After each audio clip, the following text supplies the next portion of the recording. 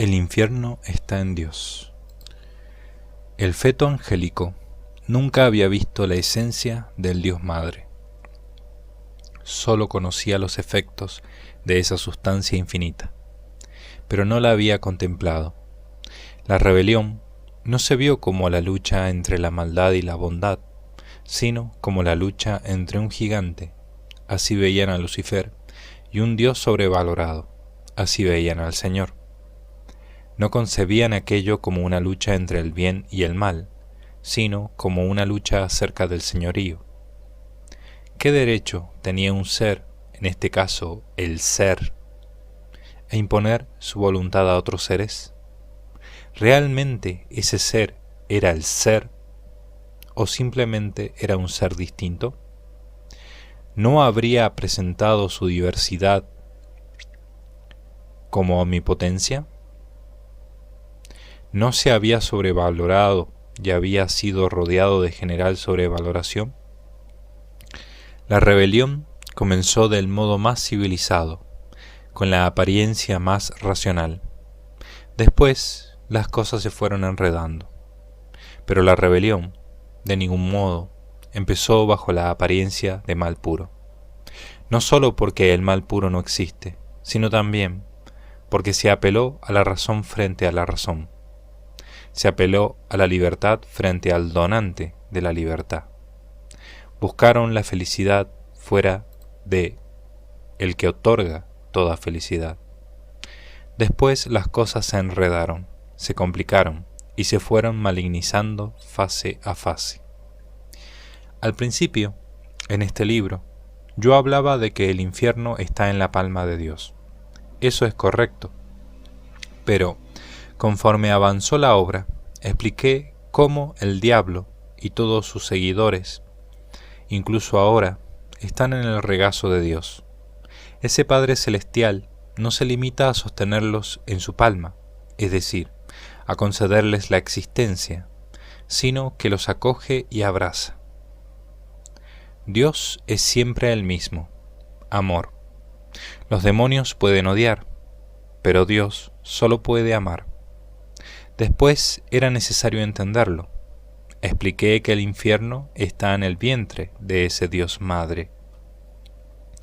La primera imagen de la palma lleva a pensar en un Dios que es Señor omnipotente. La segunda imagen, del regazo, nos anima a verlo como Padre Celestial. La tercera imagen del vientre nos conduce a entenderlo como un Dios Madre. Debo repetir que creo en un Dios que condena, pero la condena es permitir que ellos vivan como son. La imagen de que el infierno no solo estaba en el regazo de Dios, sino en su seno, me parecía no solo atrevida, sino que dudaba si era una imagen que podía romper con la doctrina ortodoxa. Las comparaciones son aproximadas, pero son expresión de una doctrina teológica. ¿Cómo compadecer esa imagen con la de un Dios que dice: «Nunca os conocí, marchaos de mí»? Mateo capítulo 7, versículo 23. Y «Apartaos de mí, id al fuego eterno». Mateo capítulo 25, versículo 41. Las comparaciones son aproximadas, pero las imágenes pueden ajustarse a la doctrina bíblica, ayudando a comprenderla mejor. Jesús mismo usó imágenes, o si no son correctas, pueden entorpecer y deformar esa doctrina que quieren expresar. La imagen del infierno en el seno de Dios es correcta después de todo lo que diré en este ensayo sobre el apartamiento de Dios. La respuesta, sin ninguna duda, es afirmativa. Precisamente, por todo lo que he dicho acerca de ese apartamiento, es una imagen perfecta, no solo aceptable, sino perfecta. Se da una adecuación entre el objeto en sí y el medio para expresar ese objeto. ¿Por qué? Porque el demonio no puede salir de Dios. Fuera de Dios no hay nada. No puede romper su cordón umbilical. Ya he dicho que Dios cuida y acaricia a sus hijos. El amor los llama con un amor puro y perfecto, sin sombra de odio. ¿Los condena? Sí. En esta obra hablo de la puerta cerrada, la puerta de la gracia, la puerta del perdón. La existencia de esos demonios es donación y es condena. El infierno, lo mismo que el cielo, es resultado del amor y la justicia unificados en admirable sintonía. Cuando los hombres vean el infierno, entenderán que la justicia no puede exigir más, pero también entenderán que el amor tampoco puede dar más. Viendo el infierno, los hombres que ahora exigen castigo comprenderán que no pueden pedir ya más. Cualquier ansia para que los culpables satisfagan por sus crímenes quedará satisfecha. Viendo el infierno, los hombres que ahora no pueden comprender cómo se concilia un Dios que es perdón con la existencia del Averno, comprenderán que no se puede pedir más de aquel que es el amor más puro. Todo está en Dios, todo está plenamente en Dios, porque nada tiene existencia fuera de Dios. El panteísmo afirma erróneamente que todo es Dios. Lo que afirma la teología católica es que nada existe sin la intervención directa, inmediata, constante de Dios. Nada existe fuera de Dios, es decir, nada fuera de su voluntad, nada sin que Él lo sostenga. Dios, por esencia, no tiene cuerpo. Luego, el estar en Dios solo puede significar un estar en su voluntad y en su conocimiento. La inhabitación divina de los bienaventurados es sólo un modo de estar en esa voluntad y en ese conocimiento. De hecho, vivir en el infierno o en el cielo son sólo distintos modos de existir.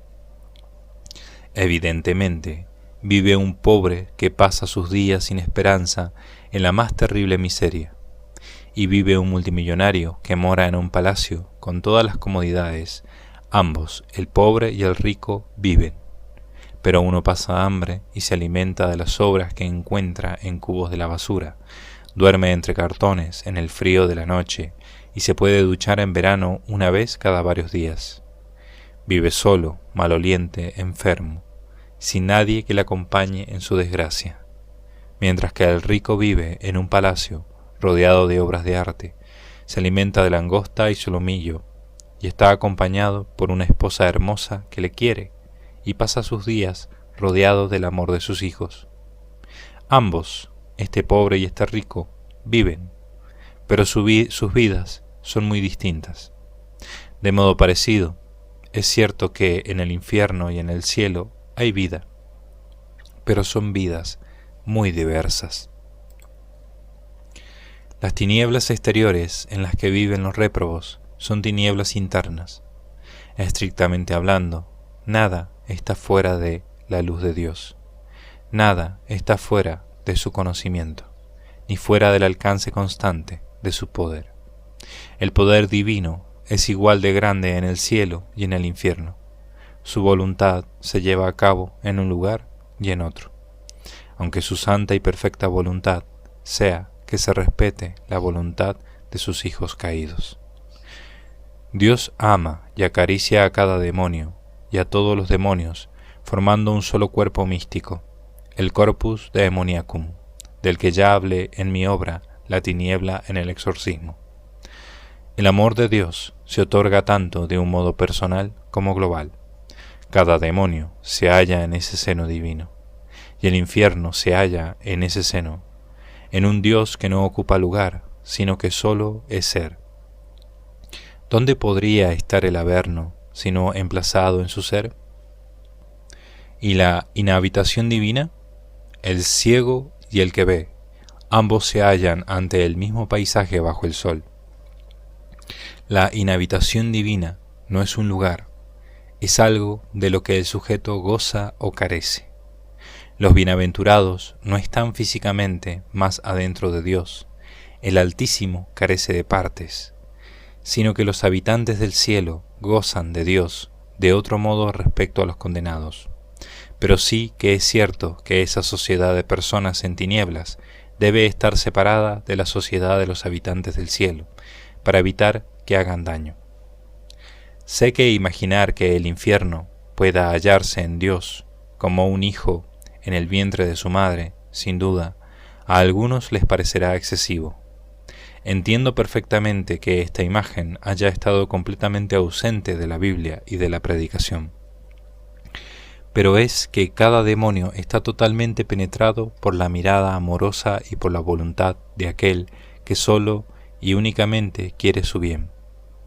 Dios ahora no quiere otra cosa que el bien de cada uno de sus hijos, se encuentra en el estado en el que se encuentre. ¿Está más envuelto de Dios un bienaventurado? No, el infierno se halla en ese seno divino plenamente, no más o menos. La acción divina respecto a ese hijo es perfecta. En sí misma esa acción divina es plena, puesto que Dios todo lo hace perfecto. La deficiencia viene por parte del sujeto creado.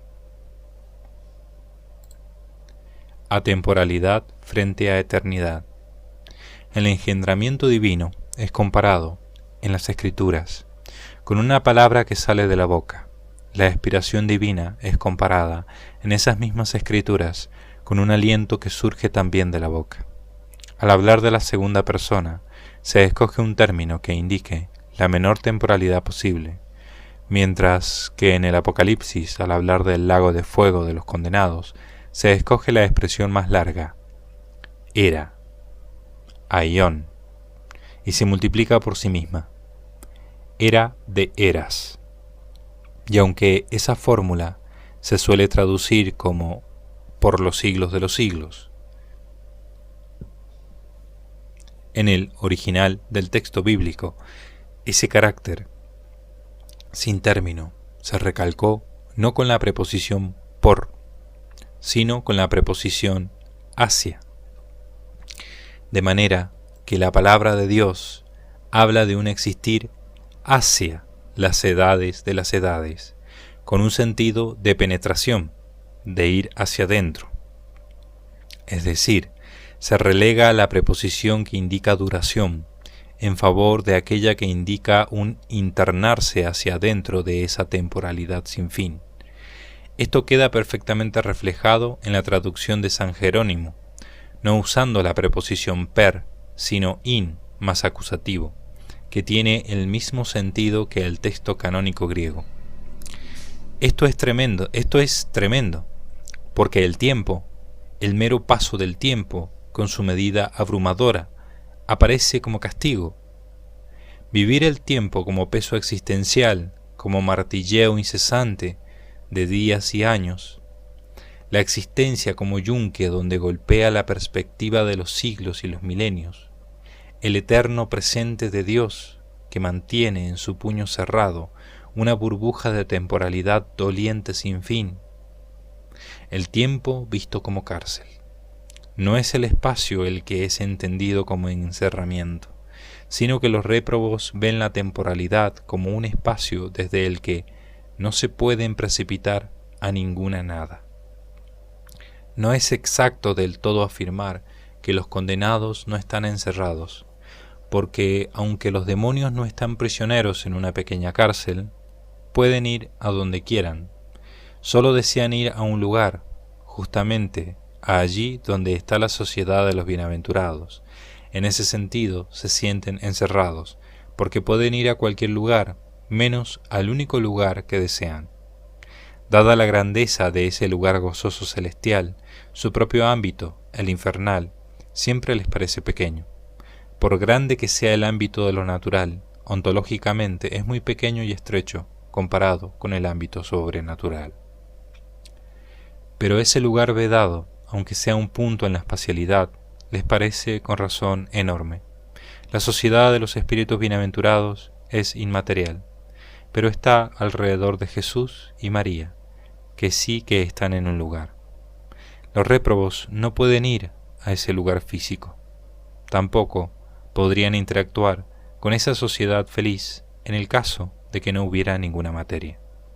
No pueden ir ni a ese lugar espiritual, a la sociedad de los salvos, ni a ese lugar físico, donde están los cuerpos de los resucitados dichosos. Los réprobos son libres como son libres los presos en el interior de su cárcel. Están prisioneros porque no pueden ir, en realidad, actuar, al único lugar espiritual, donde quieren ir. No importa lo grande que sea el cosmos, para ellos siempre será una prisión. Una comparación sería el emperador romano derrocado, que se ve abocado a morar para siempre en una pequeña capital de provincias después de haber saboreado la vida de la urbe. Lo que para unos habitantes es su agradable ciudad, para él será una prisión sin muros. Por supuesto que los condenados, en cierto modo, son libres y en cierto modo son prisioneros. Pero, ¿qué aspecto prevalece? En mi opinión, prevalece el aspecto de prisioneros. Así se sienten ellos, y por grande que sea la prisión, mucho más grande ontológicamente es la sociedad dichosa. El que no puede salir de un país es un prisionero, por grande que sea ese país. Es cierto que ellos no pueden ir a ese otro estado porque no quieren.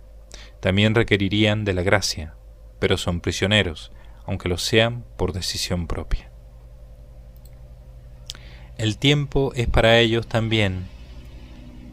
El tiempo para ellos también es otra cárcel.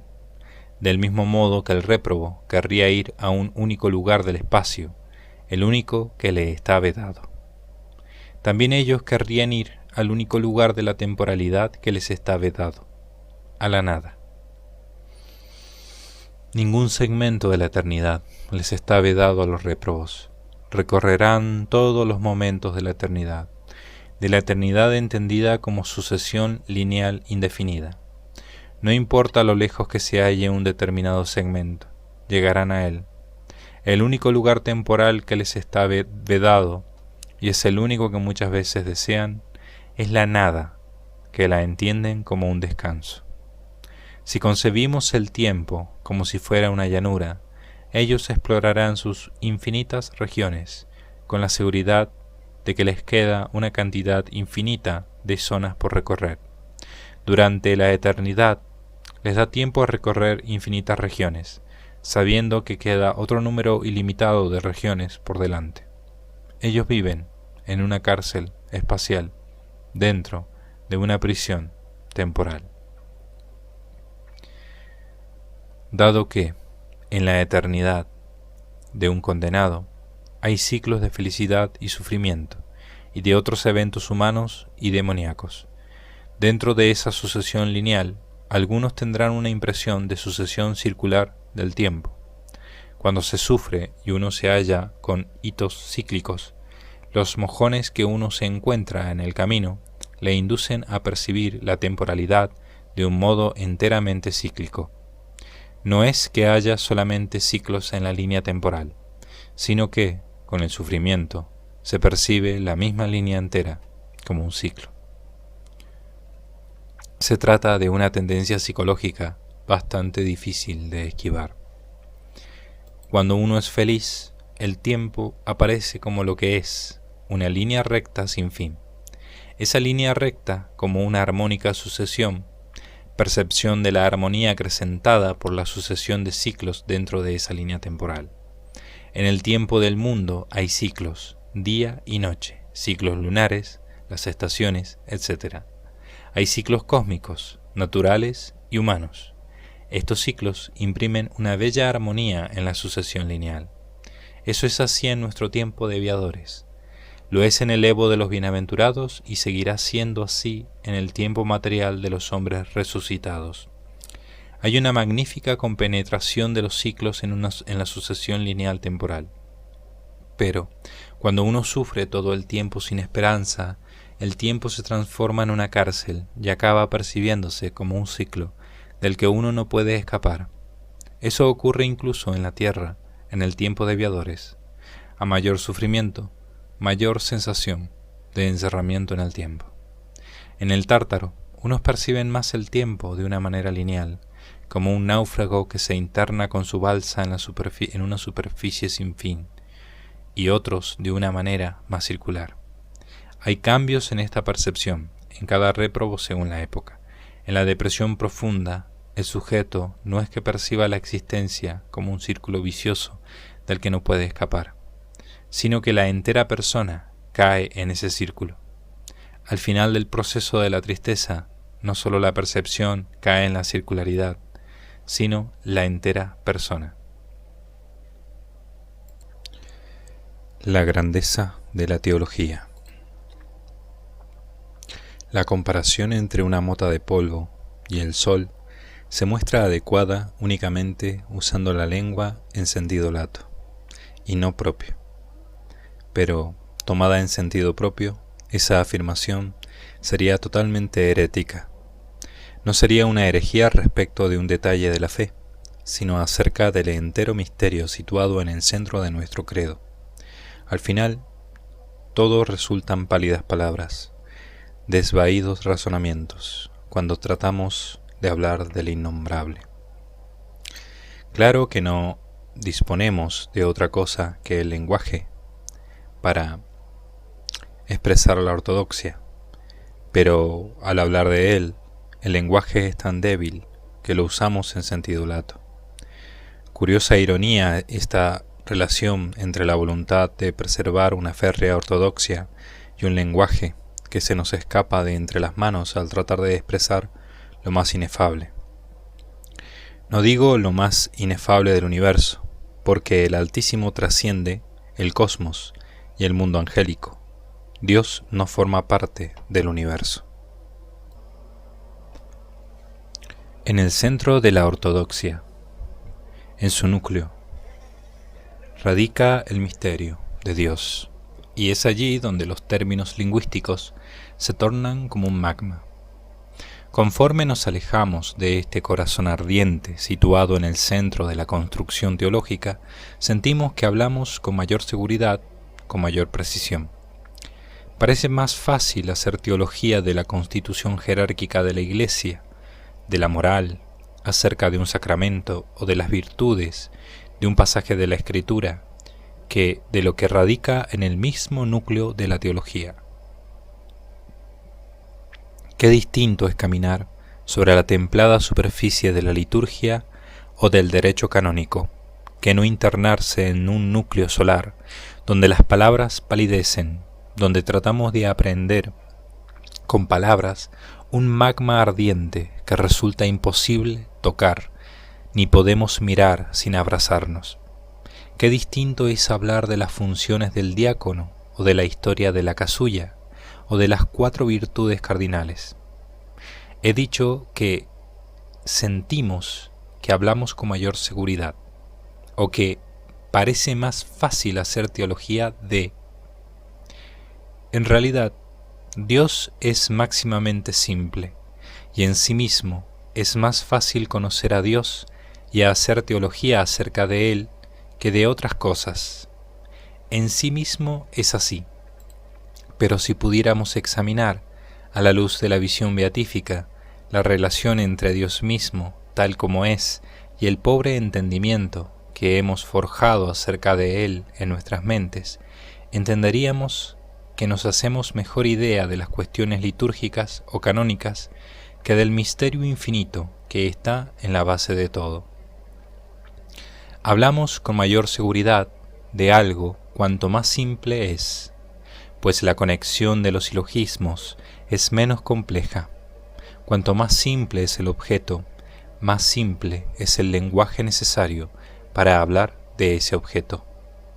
Pero nos hacemos mejor idea de aquello que tiene unas dimensiones más humanas.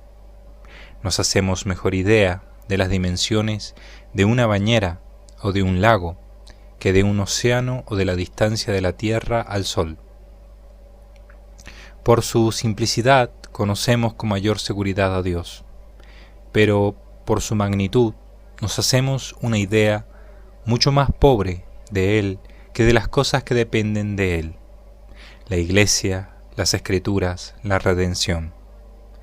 ¿Realmente nos hacemos idea del tamaño del Sol si decimos que su masa es de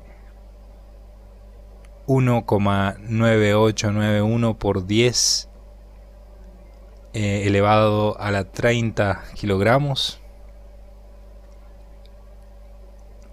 Incluso si afirmamos que la masa del Sol es 333.000 veces mayor que nuestro planeta, ¿nos hacemos una verdadera idea comparativa de lo que eso significa? Lo dicho no significa que las definiciones teológicas trinitarias sean imprecisas, sino que es nuestra comprensión de la realidad que hay detrás de ellas la que resulta extraordinariamente primitiva e infantil. No es que las afirmaciones dogmáticas acerca de Dios sean inseguras o borrosas, sino que es nuestra comprensión general de esa realidad única la que resulta limitada y mucho más contaminada de prejuicios de lo que sospechamos. En sí mismos, los silogismos sobre Dios uno y sobre Dios trino son correctos, perfectos, seguros y precisos. Somos nosotros los que no somos conscientes del modo tan viciado con el que entendemos la perfección de los razonamientos puros. La teología es grandiosa, porque cuando los razonamientos están bien construidos, trabados y forjados, sus conclusiones son férreas. Sus conclusiones son tan inflexiblemente duras como un resultado matemático. La teología ofrece conclusiones indestructibles sobre las que el tiempo no ejerce la menor erosión. Poder conocer algo del ser infinito, qué gran privilegio concedido por Dios mismo. Cuando antes hablaba de magma, no me refería con ello a que ese saber estuviera lastrado por la imprecisión. Al revés, el conocimiento acerca de Dios es segurísimo. Otra cosa es la idea humana que nos hacemos del objeto divino de estudio que conforman esos silogismos. La imagen de un magma ardiente que no podemos tocar directamente me parece adecuada. Mientras estemos en la Tierra, para conocer ese objeto de estudio precisamos de intermediaciones conceptuales y lógicas. Pero al mismo tiempo que se nos ha concedido el privilegio de atisbar el gran misterio, debemos ser humildes y reconocer nuestra poquedad. Y es que, ¿cómo resulta posible imaginar un fundamento inmutable que gesta una palabra inmutable? Son aspectos que únicamente los comprenderemos cuando recibamos una gracia celestial para poder contemplar lo que sin una purificación previa nos abrazaría. ¿Cómo será Dios para que su visión nos abrace? ¿Cómo será aquel cuya presencia será como entrar en un horno encendido? Hablamos de una abrasión espiritual, ya que el alma carecerá de materia tras la muerte. Observemos que hay un ardor tanto en el cielo como en el infierno, un ardor de conocimiento y amor ante el trono celestial, y un ardor de odio, provocado por una deformación del conocimiento, en torno al trono de Satanás. Por supuesto que el dolor está presente en todo el Averno, pero más cerca de Belcebú se percibe el fuego más intenso de su espíritu. Así como aquí en la tierra, también percibimos el odio que anida en una persona cuando ese odio es muy intenso.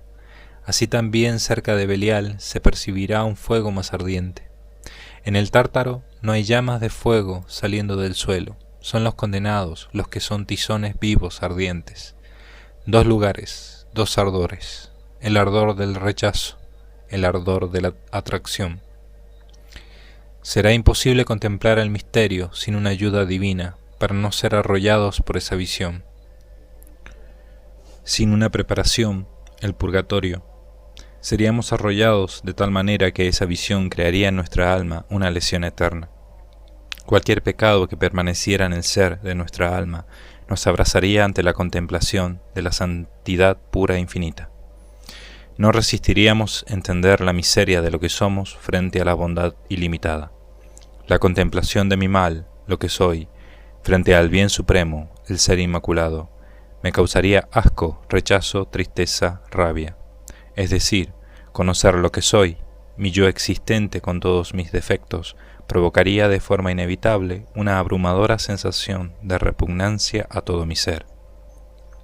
El purgatorio no consiste solo en liberarse de un saco, en ir pagando una cuota diaria hasta saldar una deuda. Ese saco existe sobre las espaldas de los viadores y lo acarreamos día a día en la tierra. Sí, esa deuda existe, el daño que hemos hecho al prójimo, las heridas que nos hemos hecho a nosotros mismos, las ofensas a Dios. Pero lo que me causaría un rechazo abrumador es mi ser, mi yo, frente a la bondad suprema. Mi yo existe con mis defectos, conformo una unidad con mis defectos. No es que aquí esté mi yo y allí mis defectos. Yo soy eso, y eso, es decir, mi yo, mi ser, me abrumaría confrontado a la santidad divina. La avalancha de rechazo hacia mí mismo sería tan inimaginable que me causaría un trauma. Un trauma no simplemente muy grande, sino infinito. Un trauma a la medida de lo que he visto, el infinito. El purgatorio resulta totalmente necesario.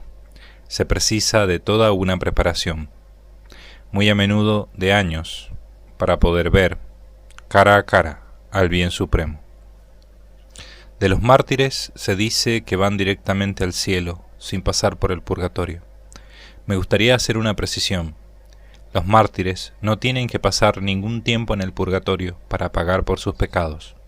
No tienen que pasar ningún tiempo para satisfacer ninguna justicia. Ahora bien, ellos, como todos, tendrán que ser purificados. Derramar la sangre por Cristo no elimina de forma automática las deformaciones internas de toda una vida presentes en el espíritu de ellos. Esto vale incluso para aquel al que Jesús en la cruz le dijo: «Hoy estarás conmigo en el paraíso». Sin duda, ese mismo día entró en el cielo, pero fue introducido a una antesala de purificación, antesala gozosa, que era un paraíso, pero no entró directamente en el horno ardiente de la contemplación de la faz de Dios hasta estar preparado. Podríamos pensar que al estar ante Dios, la dicha superaría al trauma de la contemplación de nuestro yo, pero precisamente porque estaríamos viendo lo que vemos, es por lo que tendríamos que cerrar los ojos, no simplemente avergonzados, sino destrozados. La dicha no inundaría nuestro dolor de un modo sobreabundante, porque sería irresistible. El mejor ejemplo que puedo poner es cuando uno coloca un vaso de cristal sobre el fuego de una cocina. El vaso se quiebra, no puede resistir esa temperatura. Si se coloca en medio de una hoguera, un vaso de cerámica, he visto como el vaso no puede resistirlo. Cuando yo era niño, hacía figuritas de arcilla y las colocaba en el fuego de la chimenea de la casa que teníamos en el campo. Pronto aprendí que la más pequeña burbuja, una sola, que hubiera en el interior de la figura, la rompía en 1000 pedazos de un modo violento. La arcilla y el vidrio pueden resistir el fuego si se les prepara adecuadamente. Si no, precisamente aquello que debía darles más dureza los destruye. Con toda verdad se ha comparado hallarse en la presencia divina a estar en un horno. El choque para nuestra psicología tiene que ser brutal, y por mucho que seamos preparados, seguirá siendo tremendo, porque siempre implicará ser arrojados de cabeza en un mar cuya temperatura de amor y perfección, está a una diferencia infinita respecto a nosotros. Se requiere una preparación para ese impacto. El impacto resulta inevitable, porque al infinito o se le ve o no se le ve. Al final, el impacto resulta inevitable. Pero desde luego, resulta necesario entrar limpios a su presencia. No es de una suciedad externa de la que hay que desprenderse. No es que estemos impregnados de egoísmo y malos sentimientos. Es nuestro yo el que resuma y genera esa suciedad. Entrar resumando podredumbre nos abrazaría. Esa misma podredumbre se convertiría en fuego excruciante. No es lo mismo el fuego del infierno, provocado por las pasiones humanas y por tanto limitadas, un fuego que arde en la ausencia de Dios, que el horno de fuego divino que es estar en su presencia. Si el primer fuego es limitado y humano, el segundo actúa con una magnitud sobrehumana por su misma naturaleza. El ser humano ardería como una tea arrojado a ese horno, y el combustible espiritual sería la propia podredumbre espiritual. El combustible material se va agotando, el combustible espiritual puede permanecer. Del mismo modo que un alma no necesita ni comer ni beber, también puede arder sin agotarse. Hay un fuego interno, bueno y beneficioso, que purifica, y hay otro fuego interno que es vano y que por sí mismo puede continuar de forma indefinida. ¿Puede un alma vivir siempre con un trauma? La respuesta es sí. Por eso la inmersión en la presencia divina debe hacerse solo cuando el alma ya está preparada. De lo contrario, las grietas aparecerían en ese espíritu. Y hay grietas de sentimiento perjudicial de indignidad que podrían no soldarse nunca, por más que pusiéramos encima dicha y más dicha. En otros casos, el alma se quebrantaría sin poder resistir. Si Dios pudiera perdonar el purgatorio a todos, lo haría. Él no tiene el más mínimo interés en hacernos sufrir, pero por ser Él quien es, solo puede ayudarnos, y nos invita a que ayudemos a los que se hallan en esas moradas. Él ayuda con la gracia, con las gracias que caen en sus almas, y nos anima a que por la intercesión nos asociemos a ese proceso de amor. ¿Qué será ver el bien supremo como un fuego ardiente de amor?